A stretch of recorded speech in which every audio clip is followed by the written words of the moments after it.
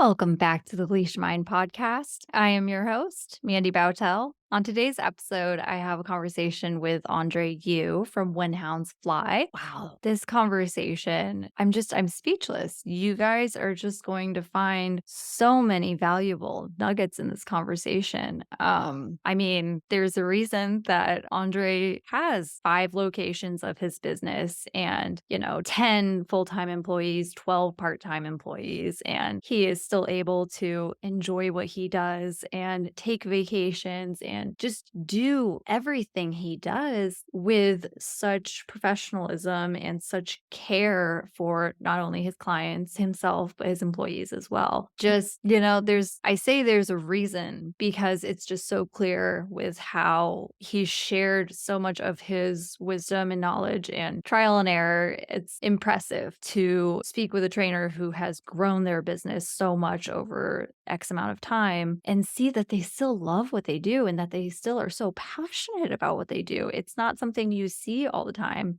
But yeah, I've always been a very big fan of Andre's. And so to finally have this conversation with him and to kind of get inside his brain a little bit more, it's such a good episode. And he was so kind after we stopped recording. He took a second and he was just like, "Wait, let's talk about why you can't delegate, because I don't know if you guys know this, but I have a very hard time passing any of my work off to anybody else. I am the queen of I can do it all. I can take it all on. Let me just get burnt out real quick." And, Andre took the time after we recorded to be like, "Okay, well, let's just talk through this." And he explained it to me in a way that, I've talked to so many people about being unable to delegate and task things out when that's all I tell you guys to do. And so he helped me figure that out. And oh my gosh, Andre, if you're listening to this, you're amazing. And I appreciate you and admire you so much. But enough of that. I'm going to get into the episode with you guys. And I'm really curious what you are going to pull from this episode and how you are going to find a way to start tasking things out and start planning how you want to grow your business, because you can do it. It's just taking the time to learn as you go and grow slow,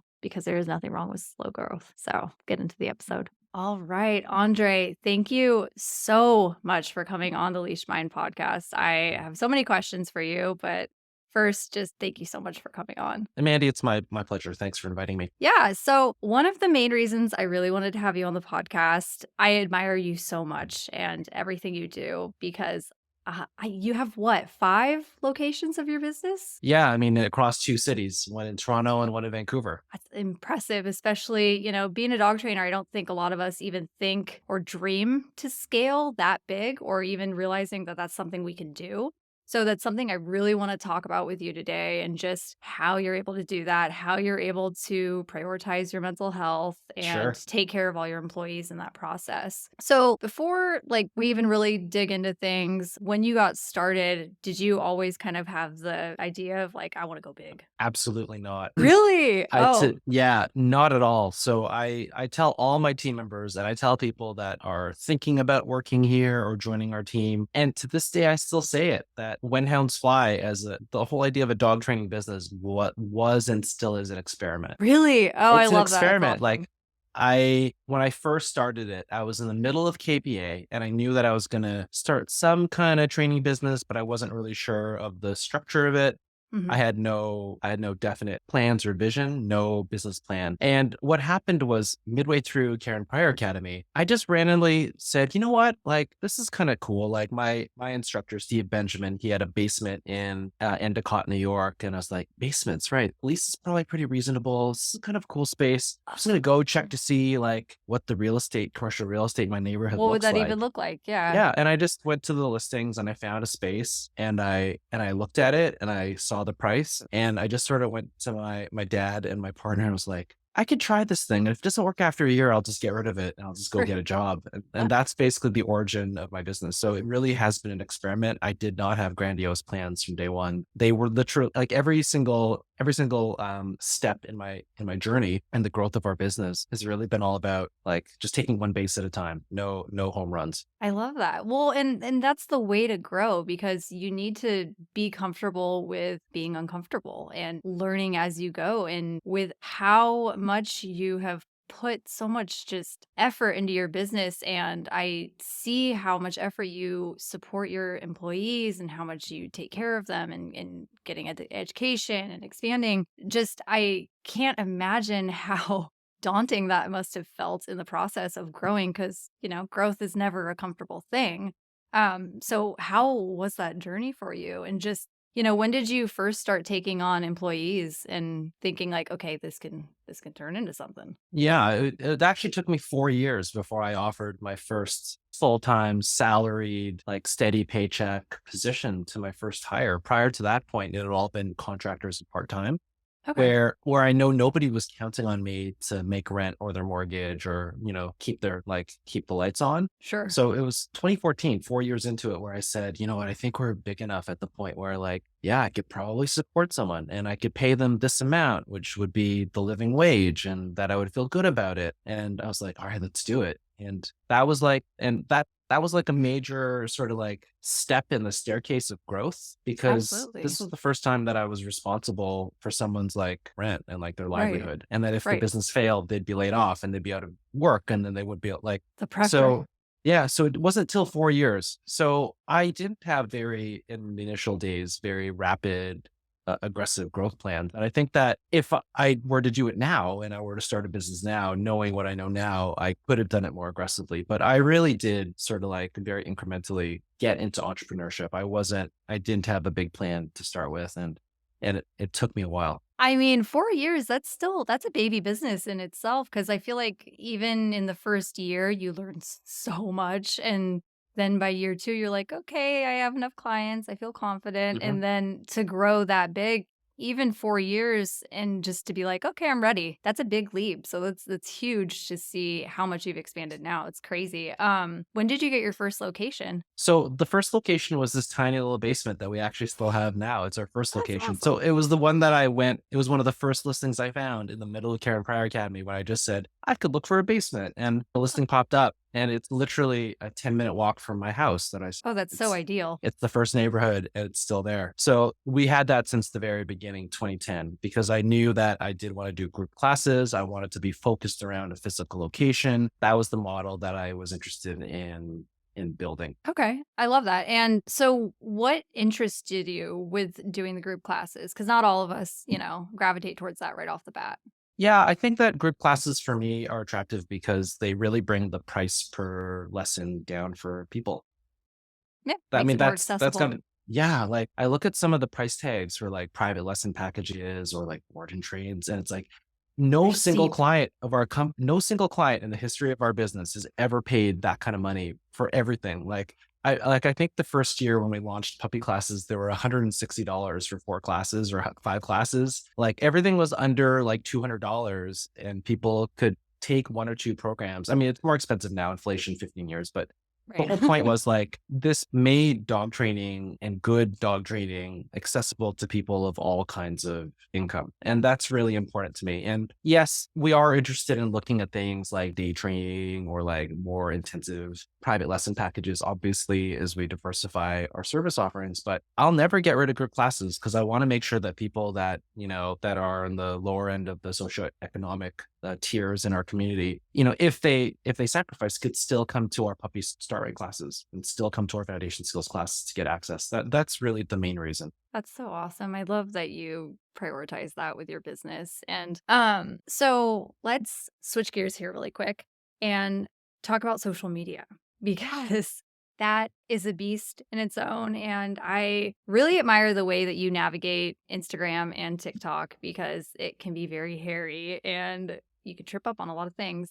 But I have always, and I say this to my husband, who you know as well, I always admire how you just approach every topic you want to talk about with it's just you know what you're talking about, and you say it in a way where you're just so not worried about what anyone else has to say. And I know that a good business owner does that because you can't I don't know. It's just a lot of the times you see people just kind of like word vomiting on social media and Mm. then they're like, oh, wait, no, wait, I didn't mean to say that. But you, the way you project yourself and put yourself out there, it's real, it's honest. And you're just like, no, these are the facts. Like there was a reel you made and it was about someone, talking about some book they read and you're like, I know you didn't read that. And I'm like, his personality and attitude is just like, but you are doing it in a way where you're just like, nope, here's the facts. This is the information. So I'm just curious, have you always just kind of felt that way of approaching social media? Or did you kind of have to swat away some biases and get rid of the judgment lingering? I think that how I present myself on social media is how I present myself in the real world. So, Awesome. so I really just have to be authentic.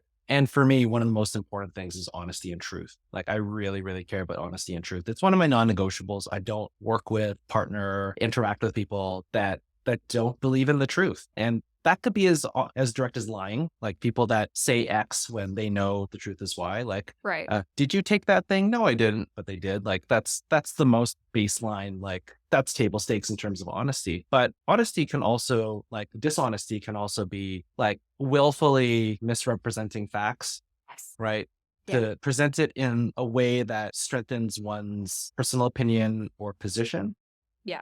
That kind of dishonesty really drives me crazy because people who have an interest in just winning arguments are not interested in truth. So if I'm going to present something publicly, regardless of what it is, if it's an opinion, I'll say it's an opinion. Therefore, an opinion, isn't facts. It's just how I feel. And if that's how I feel, then that's all it is. But if I'm going to present facts, I'm going to be pretty damn sure that it's the truth. And if you were to ask 99 or 100 people, 97% would agree that what I've stated is the truth. Right. So if I pursue all my messaging or the things I say in public with the sense that yes, what I am saying is true. It's based on what I know. I've done some due diligence.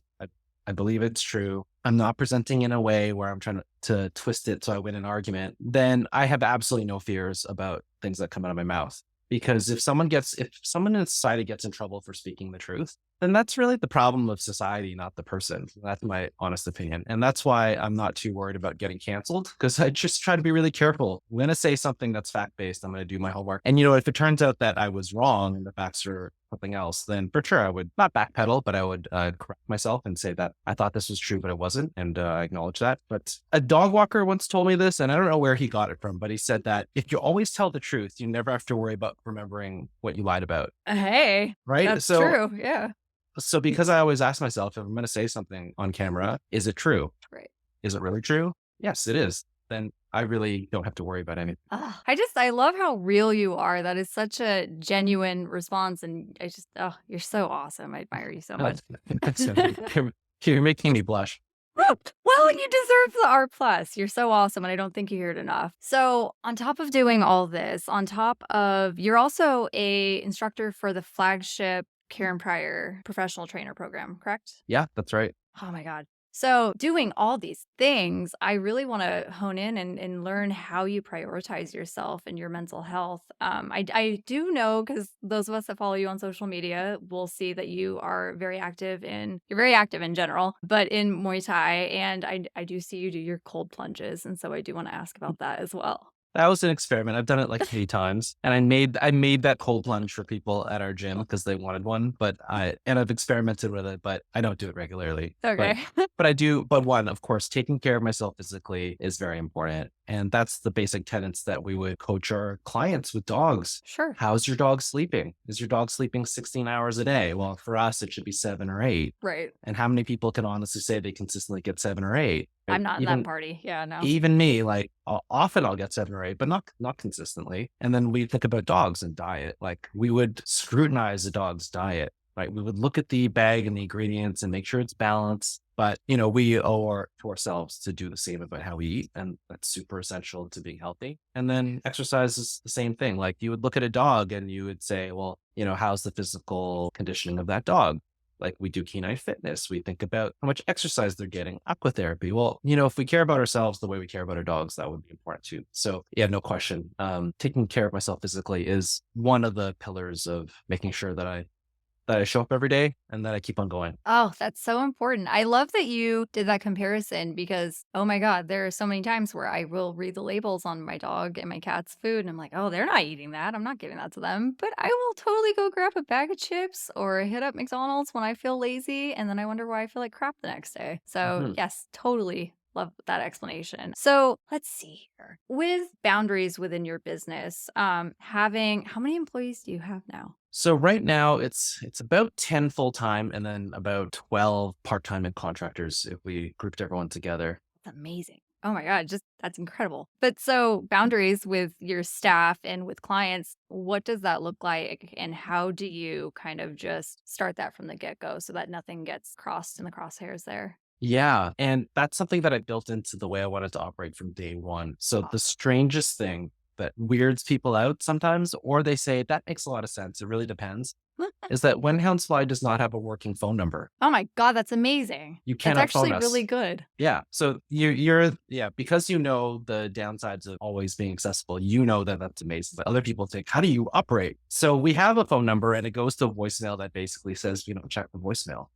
Ugh, That's the first thing that we did from day one so that we could control how and when people interacted with us so that we could have professional boundaries. And in terms of, we've grown. So now, yeah, our clients can talk to us, but they can request a 15-minute phone call and they can book a time slot and then we'll call them at the time they've agreed to. And then, then we can help them out. So not being always on is really important. In the early days was I'm not going to operate my business from my cell phone and back pocket. Never did did you like think that from the get-go? from the get go. Oh, yes. Okay. Because it becomes untenable. You know that Yeah. between text messaging and being called at random times, like always on it's not gonna fly. It really doesn't. So we've never done that. When our instructors and myself, and I still see clients on a limited basis, we don't give them our cell phones so they Smart. can't call us or text us random questions. And and yeah, like we want to be able to support our clients, but we can't support them if we're always worried about getting interrupted. And staying present and focused on things you're working on is really important for mental health. And all my notifications are turned off on my phone. Like I don't have a single. I mean, you also are the same way too, right? Like, You have what's the point? I can't. It's a distraction and yeah, it's anxiety inducing. totally. So you're very disciplined about how your phone is configured, as is mine. So we don't want to get pings and dings all the time. That's boundaries between clients. Company wide, we have clear usage policies regarding how we DM one another or how we make people's phones light up. So we do use Slack as our internal communication platform. Okay. And the rules are you don't Slack people on their day off. People have different days off because we're a service based business and our profiles have our days off listed there so you can check.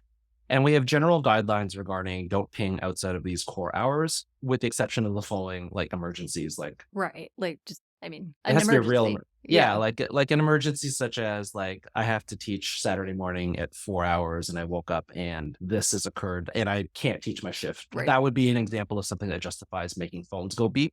But otherwise, we're pretty good at being quiet in terms of notifications and messages outside of core hours. So that's a boundary in our company that's part of our core values.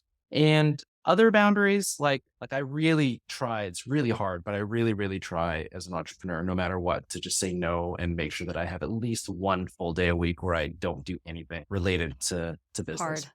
And it is very hard because it's just, oh, I could just squeeze that one little 1 hour thing there on my day off and it won't be a big deal. But that's you're just lying to yourself because Yep. it ends up becoming two things. And then you worked for 7 days in a row. I love that you touch on that because the amount of times Josh and I will have our time off and then we'll just be like, oh, hey, I had this idea. And I'm like, no, no, no, it's not work time. I can't go into work mode because then it's just you get into that cycle and you're always talking about work and you never get to turn off. I really love that you like respect employees' off hours and that you all kind of have that. That's so awesome. And I feel like a lot of the times when we have employees, we don't really think of that necessarily, but we should.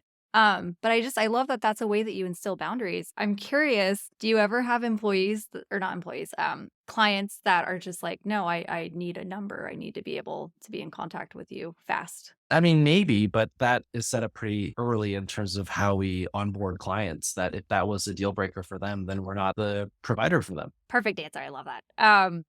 Well, and it just sounds like having your business set up in this way, it's going to ensure that boundaries don't get crossed. There's always clear communication. Someone is there to handle some emergency in some aspect, but it sounds like anytime something's going to drop, you have a way to pick it up. And that's so awesome. Mhm. Did it take time to develop that and figure that out to work for you? For sure. It's all trial and error learning in terms of like what works and uncovering problems and then having conversations about systems or things to try. We've gone back and forth between different variations until ultimately you find what works. So that's like the business philosophy of like continuous improvement or Kaizen, like move the garbage bin 1 inch closer to the factory floor. And that saves over the course of a year, like 5,000 hours of labor. That's really the attitude that that we take as a team to just always make it better. What was that you mentioned? Kaizen? Yeah, Kaizen is a business philosophy from Japan. Okay. And it just literally, I mean, not maybe not literally, but it indirectly translates as continuous improvement. Oh, I love So that. like always encourage like looking at a process or a thing and ask yourself like how could it be better even incrementally by 1%. So shit happens. And at the time, like you deal with it, but then afterwards you ask the question like what caused that to blow up and what systems or processes could be put in place to reduce the likelihood of that happening again. That's really important to long-term like longevity in the business. Right, and be able to sustain and keep doing what you're doing and enjoy what you're doing. Speaking of enjoying what you're doing, you would not be able to do that if you did not have the opportunities to be able to delegate and task out. When you finally decided to hire employees and do that, what did that feel like for you as an entrepreneur and a business owner to be able to like say, okay, I can give this to you and you're going to take care of it and I don't have to worry? Once you get it right, it's very liberating for your mind. Like it just feels so good. It Right. really does. But it's really hard. It's really Right. hard to do well. Was it And hard to let go of some things? Because 'Cause I'm a control it's the it's so hardest thing. hard. It is the hardest thing because intellectually, you know that you need to, that you shouldn't be doing this thing. And sometimes the things are very trivial, like changing light bulbs. I know that sounds really silly, but for a long time, I had an aversion to hiring tradespeople to like fix small things because to get someone to come change a light bulb would probably cost like $200, right? But I could Right. just go climb up on that ladder myself and do it in 10 minutes as an example. And yes, in the early days when you're starting your business, yes, you don't have $200 to hire someone to change a light bulb, but that's the philosophical sort of leap that you have to take. But it's really True. hard to let go because you either think, oh, this is costing me so much money, and now you have anxieties about loss. Right. Like I'm losing money because of this. And oh no, I won't have enough money. And there's a lot of anxiety about loss, right? And not having it. And then you hire people and you let go of things. And the next thing you have to let go of is the fact that process is less important than outcome. Oh, So if they do it differently than you, but it gets the job done at an 80% as at 80% quality or even 80% efficiency is what you would have done it perfectly, but yours wasn't perfect. You just thought it was. Then you're good. But a lot of people have a hard time letting go of or accepting that your way to do this task may not be the best way for another person. And if the outcome is the same anyways, why are you worried about it? So you got to get over that ego hump. And that can get very infuriating. Like getting angry is naturally part of something of the process of bringing on team members because anger comes from the disappointment one feels from what you expected something to look like and what it ended up looking like. And oh my it's going to god, happen when yes. you hire people, it's going to happen, right?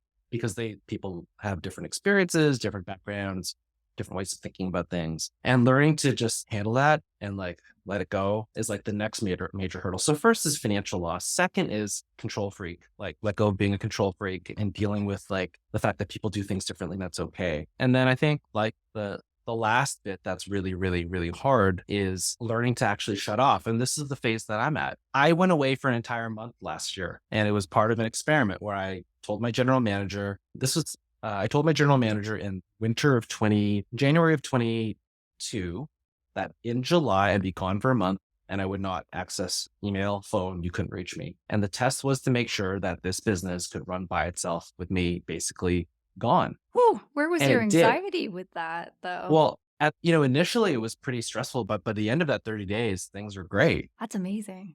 But that's part of an entrepreneur having to learn how to relax again. I feel really like you're hard. speaking to me personally because I am in that boat too, and I can't do that. That's so hard. Yeah. Could you automate and delegate everything so that you could go away for 30 days and then the first week or two, you're going to be like twitching. Right, you're gonna be like, I need to check my laptop, why can't I check these things?" Yeah. Or like, I need to work on something. I need to drive something forward. And I need to like, but your job at this point is to learn how to do nothing if you really want to be a successful entrepreneur, because that's what's going to get you like to the next major level. How was it coming back after that? And just seeing like, "Okay, wow, like, nothing fell apart, there were no fires." Yeah, it was a very uneventful July and August. Like nothing that exciting happened in the business. All the numbers were the way they were. Everything was relatively fine. That has And to feel good knowing that you have that now. Like, you tested it, now you know. exactly like that, it was so good feeling. It felt great. But to get to that level, it's a lot of heartache. Starting off with like seeing the bank account drain as you hire more people to do things that you could do yourself. Oh, yes. And then getting over yourself in terms of like the disappointment you feel when things aren't done quite the way you would have done. Get over yourself. And then once you've actually got good people or vendors that do all these things for you, and then you literally have a well-oiled machine that runs by itself, just leave it alone. Like don't touch it. A lot of entrepreneurs that I talk to often say that we create our own dumpster fires. And I Oh, see it. absolutely. Yeah. Oh, yeah. Well, and it stems from a lot of worry and us trying to insert ourselves and be like, no, no, no, no, I got it. I got it. I got it. Like, you don't need to do it. I got it. And then it's just like, okay, then why are we hiring people if we're not letting them do their job? Exactly. Oh, my gosh, you're blowing my mind. And this is so beneficial to me as well because this is everything I need here too. Okay, good. Um, so for anyone that doesn't matter where they are in their business journey, but maybe they're just like, okay, maybe I might be able to hire a VA, or maybe I do take on a part-time trainer. What advice do you have for anyone that's in that boat right now? Oh yeah, let me share with you all the mistakes I made so that you can avoid many of them. And the first, I've had excellent people that have been with us and have moved on, and have also made mistakes in terms of bringing on people. And I think that the first piece of advice I have to give for you is, or to your listeners as well, is don't worry about skills so much as how people view the world and what their core values are. Ooh, That's the most important thing because, we're allowed to swear on this podcast, you said. yes, Like, bring it. um, I think it was a podcast I listened to where Uber, they were talking about Uber's rise from like scrappy startup to like well-organized, like real business. Hmm. And in the early days, they hired all sorts of talented, wickedly smart people, but they had no consideration about like people's values. And there was actually a lot of like toxicity in their organization. So at some point in time, professional CEO was brought in, if I'm remembering the story correctly, and the phrase that he said was "no brilliant assholes," Oh my God. Yeah. Wow. That's common sense, but really. which basically means like I don't care how technically competent you are, if you're not the type of person I would want to hang out with, and we see eye to eye about how the world works and what is fair and what is decent, it'll never work out anyways. Yep. So yeah, so like if I were to receive like a resume that came in that said, I'm not picking any certifications, just using them as examples, like CDBC, CPDK, KPA, like all the things, 10 years experience, worked Checked at all this the like, boxes. holy smokes, this resume is like fire. Like this person is brilliant. But I interviewed them and I talked to them about how they relate to people, what they think is fair, what they think is right and wrong in the world. And if our Venn diagrams are like this and not touching, Hmm. then I'd pass on that candidate. I wouldn't bring in that brilliant person. So I feel that if you're going to bring in your first person, yes, they have a certain level of skills that are required, but make that secondary to interview questions and getting to know them, where you can see that, yeah, this person really sees eye to eye about things like we should treat people fairly, that equity and inclusion and diversity is important, and that they talk about clients in a way that you'd want to talk about clients, meaning like these are people that are Not doing their best as not opposed to talking like down on them. not Yeah. talking down on them. Even things like attitudes regarding how they treat people that don't train like us. That's that's that tells a lot about a person's character. because, so that's my number one that's my first recommendation. Look for core value fit versus skills first. And then the second that I think is really important, and this might be harsh sounding, but it is true. Be slow to hire, but very quick to fire. Ooh, I like that. Do you want to And I just elaborate stole on this that a from little? someone else. Yeah. So take your time to figure out whether someone has the right core value fit and you see eye to eye on things and their skills are appropriate for what you need. There is a baseline level of skills, of course. Right. Have you touched a dog? Yes. Okay. But you're going to do your best and you're going to make an offer. And usually within the first 30 to 60 days, you will know instinctually whether you made a good choice or not. Right. Otherwise, red flags will pop up that make you go, did they just do that? Or Right. did they just say that? Or really, did that just happen? Trust your gut when that happens because it never gets better after the after the honeymoon period. It only gets worse. Right. And then it gets So harder to try and let them go. And totally, because they become more dependent on you. Labor laws in your state or province might make it harder to terminate someone after X days, 90 days, and where we're from. So you're better off to cut your losses early if you see things pop up early that that make your, make you question. yeah.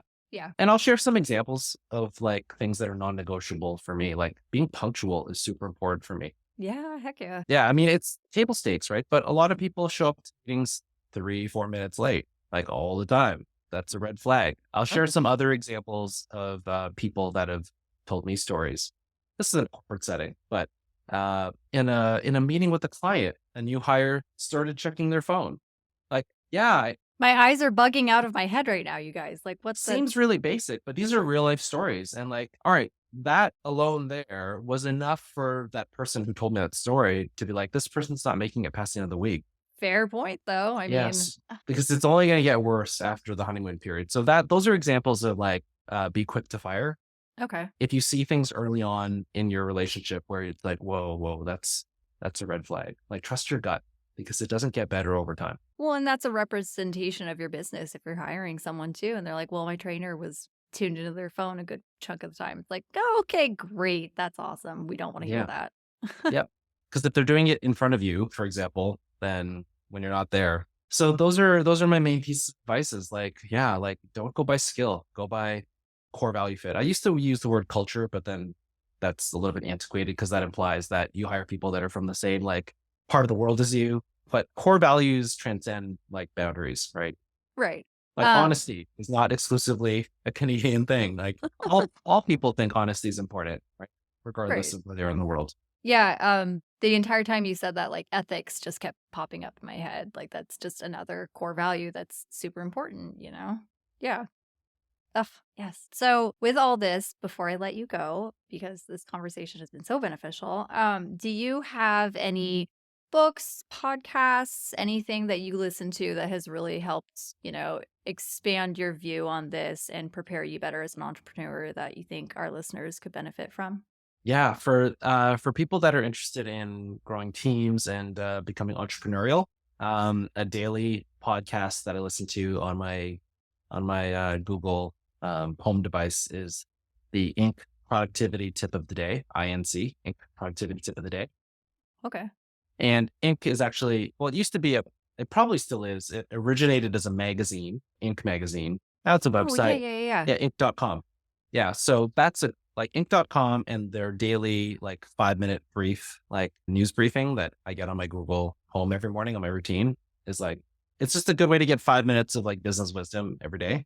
And a Yeah. lot of it is tailored towards like entrepreneurs and preventing burnout and stuff like that. So Okay. that's huge. For inspiration, I love listening to the Harvard Business Review podcasts. Interesting. Okay. I Yeah, could see why, because though. they tell stories of like really inspiring people that are usually tasked with like turning around organizations that are toxic or that have infighting. And these are lessons that, yeah, these are like Fortune 500 companies, but those lessons, they're just around people. Right. So you can take those lessons and bring them down to your team of three, and they still hold true. And then the last sort of resource that I'd recommend is there's another new podcast that I started listening to called Masters of Scale. Of scale? Scale, yeah, Masters of Okay. Scale. Okay.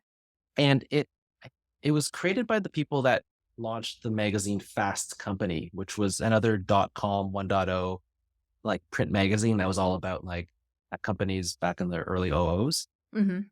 And it it's also another really good that's where I got the story about Uber, for example. They tell like Oh, really okay. well edited stories of companies that have turned around or fallen apart and what the lessons are. And again, most lessons, because companies are basically collections of people. Most of the lessons are just about people.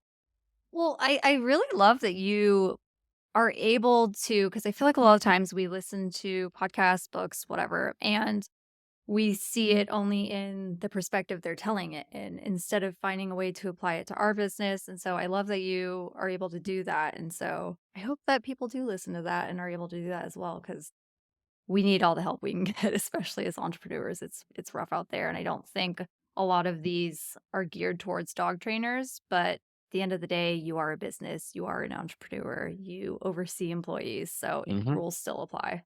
Any last bit of advice you want to share before I let you go?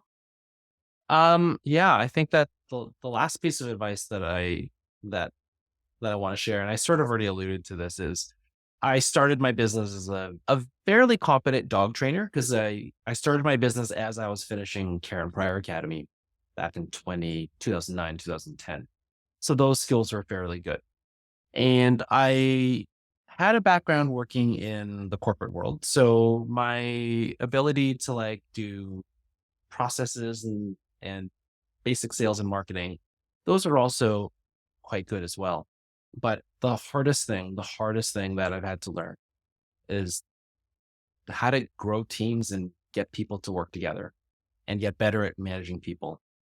And if there's one thing that if a mentor had told me this in 2010 and I invested in that right at the beginning, our business would probably be 5 times bigger than it is today. And it is really about learning the the skills of having really good conversations. Conversations around topics that are very challenging and difficult because you'll need that with your clients.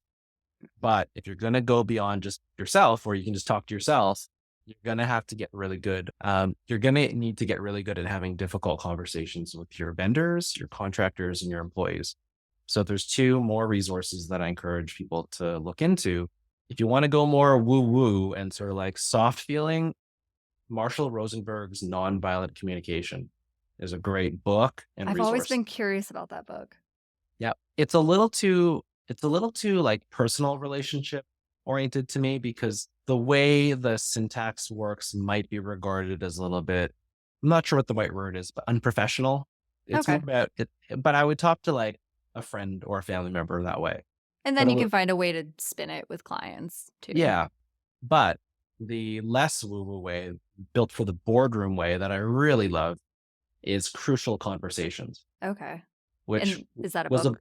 it was a book that came out in the early OOs. And in Okay. fact, I had a copy of it when I was still in the corporate world, but I never read it. And if I did, but anyways, found it later. The book is excellent.